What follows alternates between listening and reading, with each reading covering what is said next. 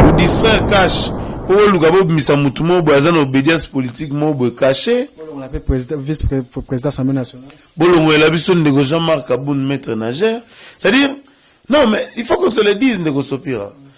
Apparemment, batu ba na idée au kata chef d'état maboko, batu oyo ba rotelema. Ya ba ndego Vital Kamerhe sur le plan stratégique. Ya ndego Kabound sur le plan radical. Mais batu mi balende ba dépouiller, to boy biso pe ba tindaki vetunda ya ka sendete me malobe kanaka ta gouvernement. Surtout parce que via Sali au babengara usage des faux en écriture. Comment toi ministre de la justice au nom du gouvernement au peut ça va vie dans l'Assemblée nationale. Heureusement que le VP Mayo Mambe Kazaki on a pour nous rappeler que il se moque de nous. C'est-à-dire au babengara lobeka il y a frappeur, ça va chèque, men. Alors viens me milo beka na gouvernement. Voilà, va me malo beka na gouvernement te soza frappeur, au rotika la frappeur.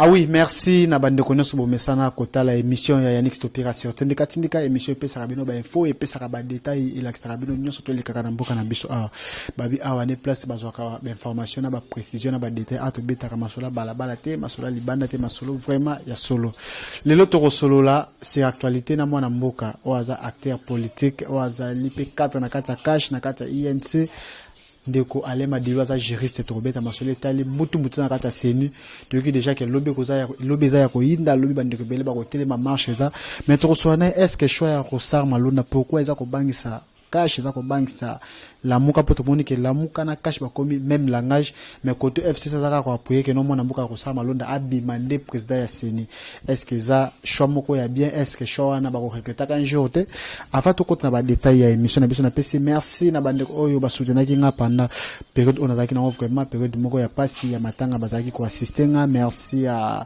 mama Princilia na France merci à Mima Wetu merci à Mama Elise Matondo pa benga ki bande ko ebele bo benga ki po soutenir ni Stopira Toto Diafo Bokofo Tantini Mado Mundeke Tantini Nathalie Mundeke bozaka toujours wana pona ko appuyer biso ko appuyer Yannick Stopira na nyoso tu mwana mboka Alema Dilu aza déjà disponible pour nous répondre à questions na biso mbote ndeko Alema Dilu mbote ndeko Stopira toujours fidèle na Vital Kamerhe to moni ba maputa déjà la mako lungika Vital Kamerhe ozo méditer bon moni ba ndeko Vital Kamerhe il faut comparer na idéologie na mutute baza yaza lokwa ba Lumumba ba Etienne Tshisekedi donc bato ba pesa ba komaneti esprit c'est-à-dire incarnation na bango et yango biso tozolanda donc idéologie Vital Kamerhe gotika kaka ozala kaka des années quoi toko tanana na émission to wuti komona awa affaire coronavirus nde tozo sola pena déjà bana bandeko déjà miso ba lemba beke corona wani komona ka maladi moko normal la na ipe tozaki na député Tsingi Pulula beke non bandeko babanga na bango corona te corona za comme izaneti malaria izaneti typhoïde soko banyango toko suka wapi po crispe moko ta makasi. Oui parce que moni communication à corona liboso ezaki neti e bangisaki.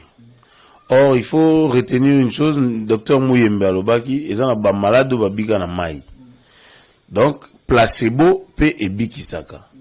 C'est-à-dire, corona, il faut tout apprendre. Dans l'année na Sénat, balobi, au lieu de pousser à état d'urgence, tout luka, ndenge ba mesure auto, et permettre tout vivre na malade.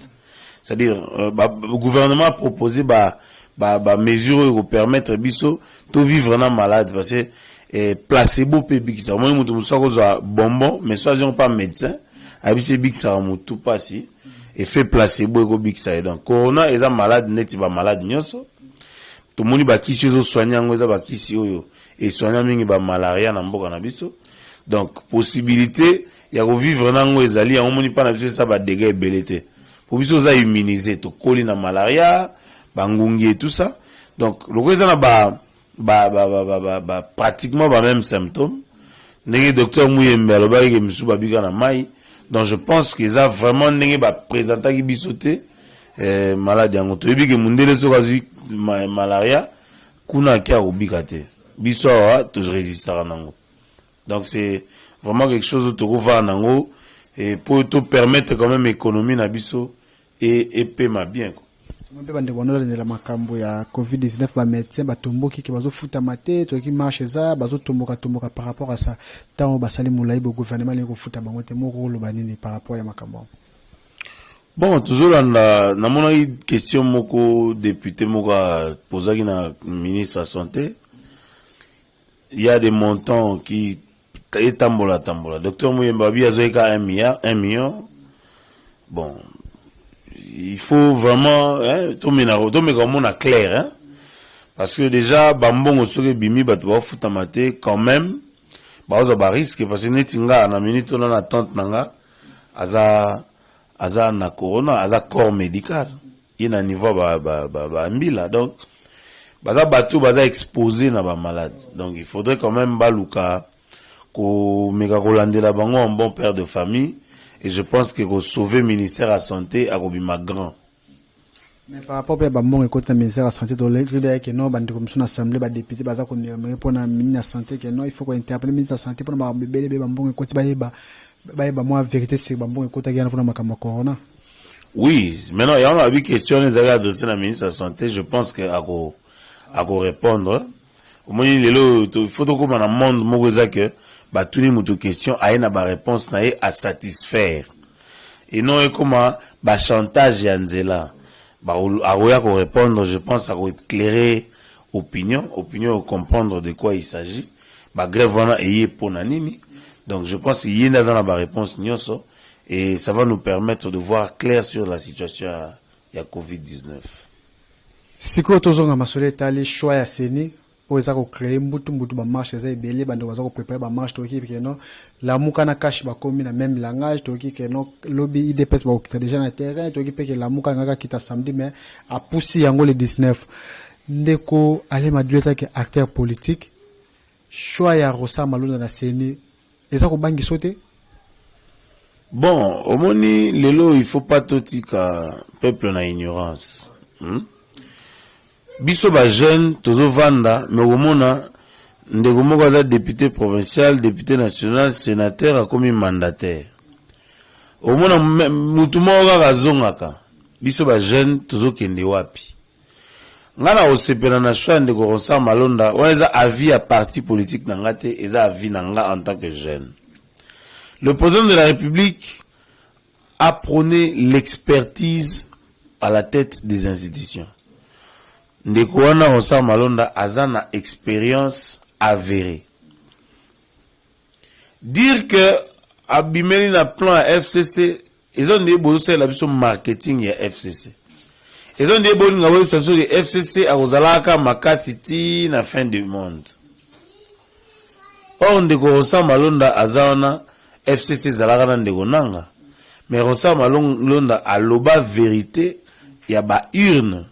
Aye a défendre biso na cour constitutionnelle pour aloba victoire ya ndeko Félix Antoine Tshisekedi a démontré ngo ça pouvait à suffisance qu'il était technique à travailler sur base ya technicité là.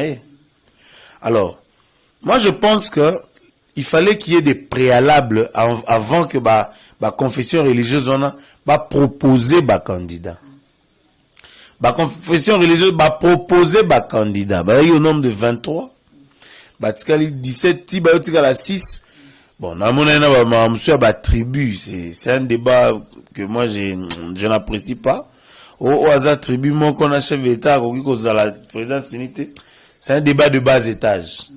L'expérience, ce que Zali, Moutako Sala. Et Ndegorosa, Malon, Datika, qui est moko, a mis 6 voix contre 2.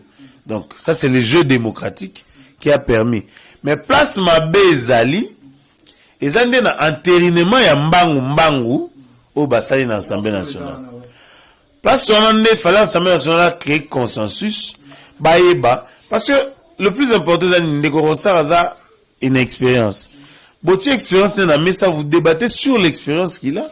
Et puis bomeki ko ça dans les normes. Bon, entérinement apparemment ça n'a pas respecté les normes. Mais je pense que le débat ne va pas rester autour du réforme parce que aujourd'hui parce que moni lelo tant ba le Canada ke nanzela. Il faut se retourner boké ko sala nini. Faut bateau batindi bato nanzela baza à même ya ko expliquer bango boye ko sala nini. Faut pas que mutaye nanzela c'était Rosa Malon naza mutaye FCCT. Faut lui dire la vérité que Rosa Malon est dans le cadre de la confession religieuse. Mais on a qu'il y a un cadre de confession religieuse au monde église qui mbangiste ba wangani qui ba yebete pas ba na compte église qui mbangiste ba yebiete ba bi comme ça Malon date.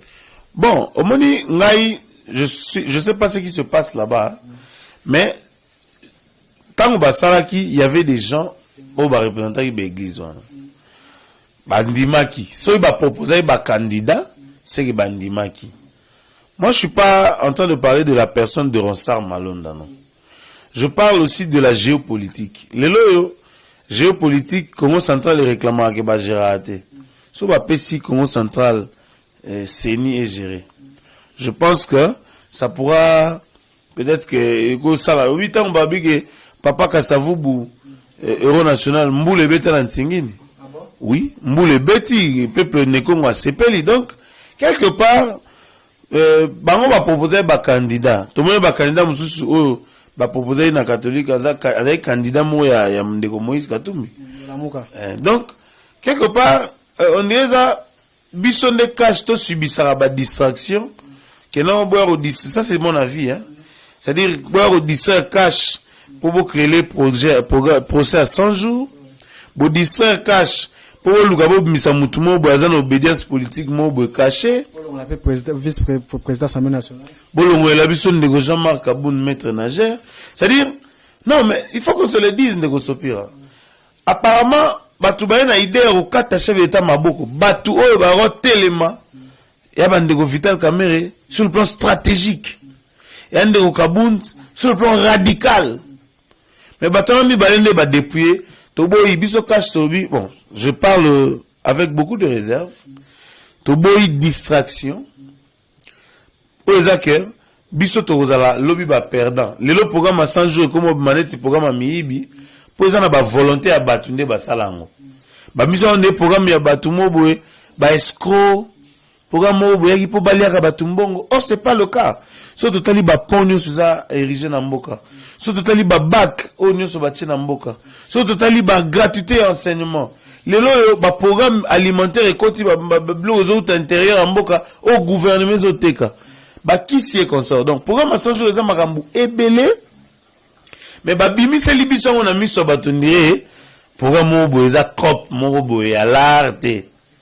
Il faudrait que les Congolais comprennent.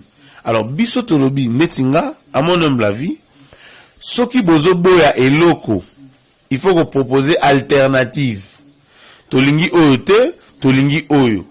Soki balobi ke eloko biso tozo boya, topesi oyo. On débat sur ça, c'est la démocratie. Mais moi namboka alema dilo balobi ke non ndeko Rosa abani na CENI depuis 2006 le babi azana maîtrise ya tricherie ya makasi donc ayebi nyoso tabi nene ko de jouer ko beta nyoso kaso to na maboko.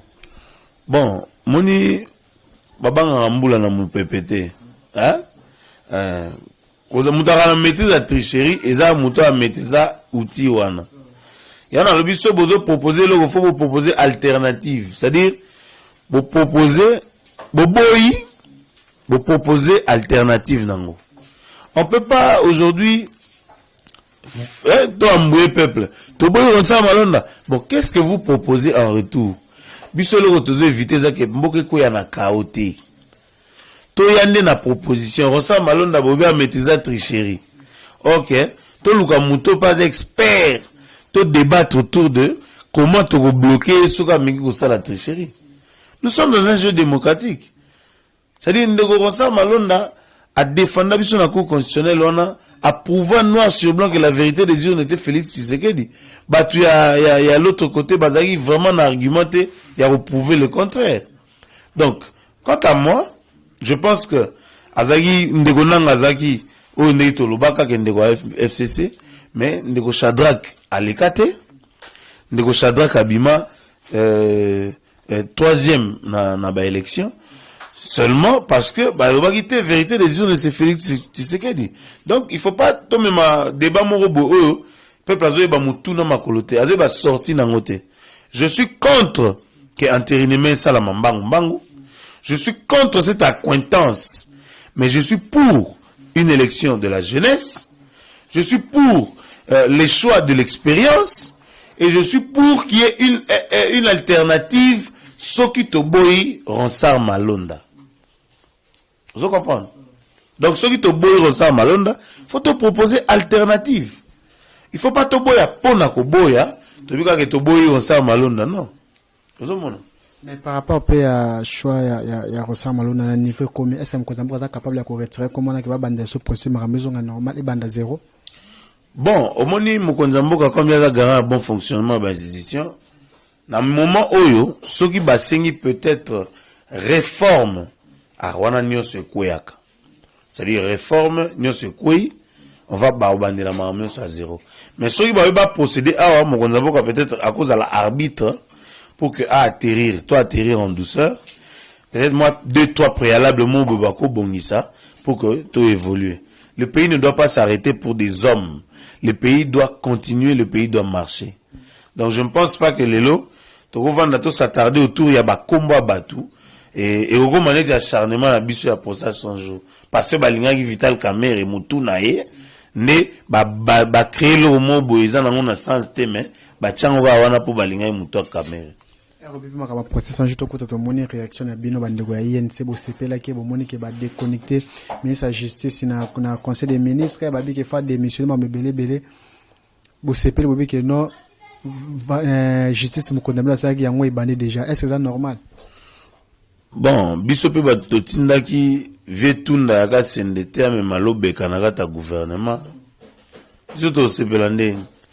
Parce que via sali o ba bengaka usage des faux. Faux en écriture. Comment toi, ministre de la Justice, au nom du gouvernement, on peut savoir vie dans l'Assemblée nationale. Heureusement que le VP Mayo Mambe Kazaki, on a pour nous rappeler qu'il se moque de nous. C'est-à-dire, oh, babenga galo beka, il y a frappeur, ça va chèque, men. Alors, viens me milo beka na gouvernement. Voilà, va me maralo beka na gouvernement, te soza frappeur, au rotika la frappeur. Mais ceux qui, au vendi bobi, zara peut-être frappeur. Au moment où na gouvernement, qui te côté, lo beka na gouvernement, ils a bien été. Alors, biso to sepelate, pour ça pratique, biso tinda giete. Yemo mta salaki yango, ya omo ba sambisa ki en flagrance. Balinga ko sambisa en flagrance. Heureusement, Mokonzambo Kazo qui voit de la sagesse, a meki ko atténuer parce que climat là qui na minute on est mon boulot, la tension était vraiment montée et ça ne allait pas permettre au pays d'avancer. Depuis bon, chef d'État a eu décision Mokozaki salvatrice, il y a ko sursoir, mais le lotomoni, c'est le vice-ministre de la justice qui représenté le ministère dans le Sénat, dans l'Assemblée nationale. Donc, je pense que Vie, Azbou Kanate, Azongandaku, so ils a split à bureau, Azapen a split à Kocha na palais, à deux policiers, so Gabeti Gironfort na palais, à Rokaka Netezan na bureau, parce que je vois pas Moussani na Roya na bureau, à permettre Balouka remplacer pour que le ministère de la justice soit complet, quoi. Mais par rapport au global, que non, il y a bilan positif, les lots, par rapport féliciter, même procès à côté, à checker quand même rigueur, ma des autres étaient. Bon, je pense que tant que ça doit être l'histoire rigueur à $200,000 au BPC avocat. Procès 100 jours. Quand c'est un procès 100 jours de BPC avocat $200,000, où ils ont raté. Les règlements disent que, na procès pénal, na premier degré, il faut avocat de $5,000. Normalement, il faut, ils ont marché intellectuel. Il fallait ça là, recourir na appel d'offres. Appel d'offres, ils ont choix ya avocat là, m'balé ba sur base yanine. Il n'y a pas de document. Alors, surtout plutôt l'année dernière, on a payé. et to kindeka singambala makokolo positivité na peut-être ça aller sagi 200 000 na ba avocat mi balé. Quant au procès à 100 jours, nous tous on a compris que ba toubeli masumu. Tout le monde a dit que Shadrach ko toubela. Que non bisonde ba to montaki et lokoana. Alors tant Shadari. On va confondre les ans de Shadari et Shadari. Bon, au moni ba sortie médiatique na appelle ça combo ya âge wana. Ya âge ya ba sortie wana. Shadrach par rapport à maturité ya ba maloba, Shadrach ils ont convenir bien. Ozomona donc ndeko Shadrach alobi que biso ba to sala kiango et tant to tangi procès to comprendre que procès zaki plus acharnement contre Vital Kamerhe. Parce que quand nous disons que dire détournement c'est facile, mais dire encore que Jamal Aza fonctionnaire public, c'est du n'importe quoi. Détournement intellectuel. Bon, ils ont raté, moni négostopira, tout dévié, autant à droite. Il n'y a pas de détournement intellectuel, ça n'existe pas. L'article 145 et Code pénal livre 2 est clair. C'est-à-dire, il n'y a pas de détournement intellectuel. Les juges étaient en train d'insister que nous sommes dans un procès criminel. Et il n'y a pas de crime sans cadavre. On ne peut pas dire que dans un procès criminel, on suppose, sauf une corruption. On a dit, on aurait attribué le terrain, parce que c'est un terrain marécageux, on aurait attribué le terrain à M. Massaro, peut-être pour corrompre Vital Kamerhe. Massaro était majeur. Azamukolo, acte n'a beaucoup lié à la Kamerhe. Hein? C'est-à-dire, les lots, pour évoquer Bodon Sumbu, il y a 1980, pour lier. Pour évoquer jurisprudence, c'est ça m'a bêté. Mais l'articulation de la jurisprudence est importante. C'est quelle articulation jurisprudence on est en corroborer n'a pas fait ou les siko. Et ça important. Il y a on a dit ça qui batou totanga Odon Sumbu bien. Vous allez comprendre qu'il y a eu amalgame. Beaucoup benga Jamal fonctionnaire public. Non pas cet exemple mon con. Ndeko Jamal a dit au procès que na cause à 57 millions wana au ba pesenga na tikiango awa na compte wana. En tant qu'investisseur sérieux, azui ba partenaire à Libanda ba tindelier ba maison préfabriquée ba yé ba installé na moment na banga bolobani. Déjà dès lors que vous n'arrivez pas à démontrer que Ndeko Jamal a détourné, comment vous allez arriver à Vital Kamerhe?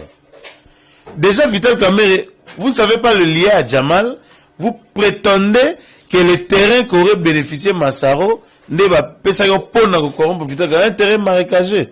Ça c'est réduire l'homme. Moi je pense que FCC n'est pas avoué que Bango Batu Montaki et Lokoana objectif na Bango au moins sotali Batu Bele Bagi na procès Zagini. Nous on a été humiliés suite à la décision que Tobi Misarambongo te. Tout ça, or c'était logique. Lorsque vous gérez les affaires courantes, il faut que Mbongo alete zala et mesure on est permettant que ça l'était vimba. Mbongo kota. Vous appelez M. Vital Kamerhe ordonnateur de décaissement. C'est faux. L'ordonnateur de décaissement, c'est le ministre des Finances. M. Kamerhe ne fait qu'entériner les décisions du chef de l'État. À moins que vous puissiez nous faire croire autre chose. C'est-à-dire, le chef de l'État ne parle que par le biais de son directeur de cabinet. Il fait entériner la décision et l'ordonnateur qui est le ministre des Finances demande un décaissement à la Banque centrale via l'entreprise. Mais déjà, vous n'arrivez pas. Bassali Sokaki a 10 moins 2 égale 8. Pour dire que, comme la licence, il y a souscription de Jamal, a souscrit 8 millions, donc les restes sont les détournements. Non. Les droits, c'est pas ça. Mais bon, comme il y a des voies de droit, je pense qu'on a appel, on va acquitter simplement Ndeko Vital Kamerhe, parce que, tu que circonstances, parlant, si c'était le bon droit qui était dit, circonstances atténuantes à Makassi à âge. Vous pouvez Ndeko Jamal à 82 ans, 20 ans. C'était pas une décision rendue avec humanisme. Ndeko Vital Kamerhe n'a jamais fait la prison. Vous allez le condamner à 20 ans. Il n'y a pas eu d'humanisme. Le juge nous a fait comprendre qu'il était qu'un simple lecteur. Tant azo tanga, on a tous senti que azo luka.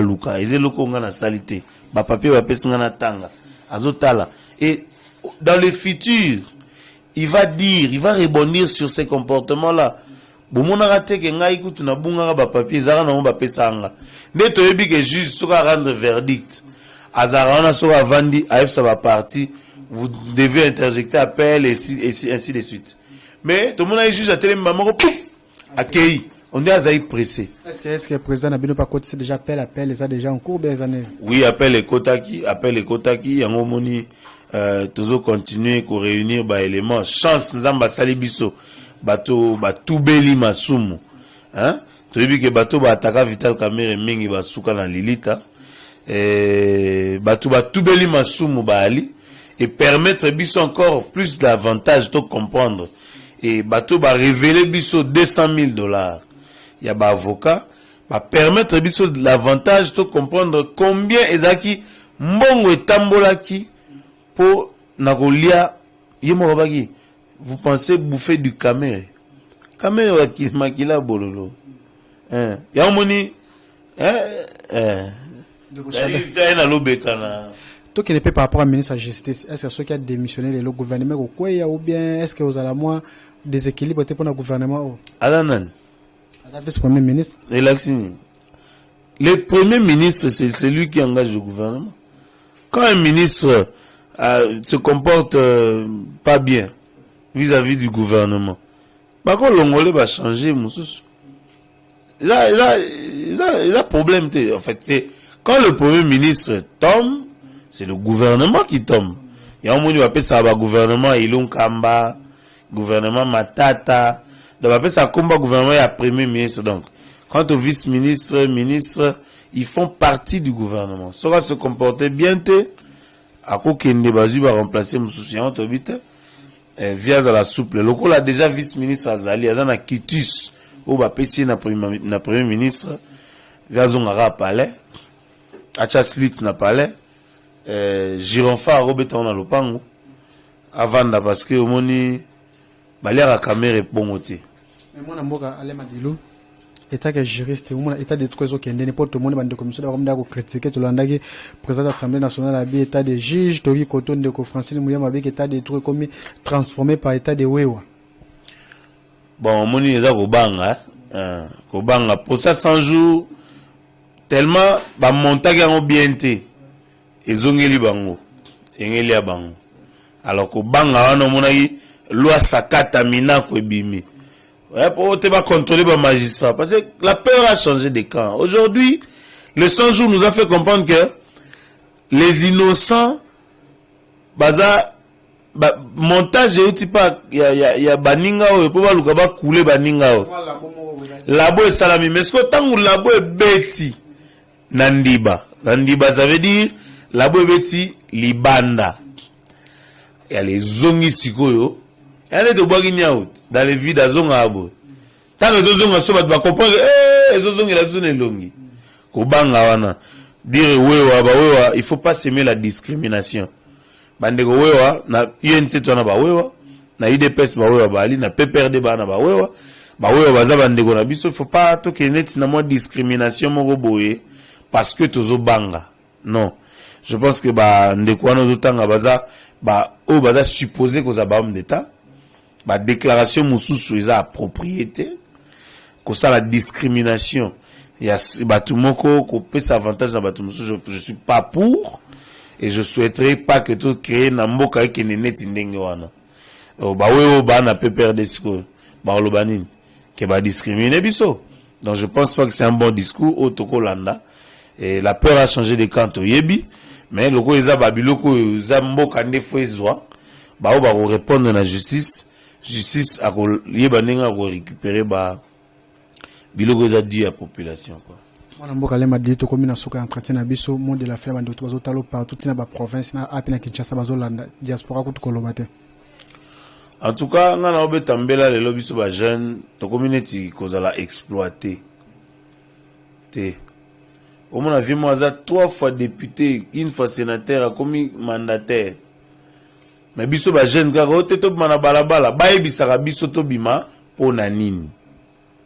Soki to boyi Rosa Malonda ba proposer biso alternative.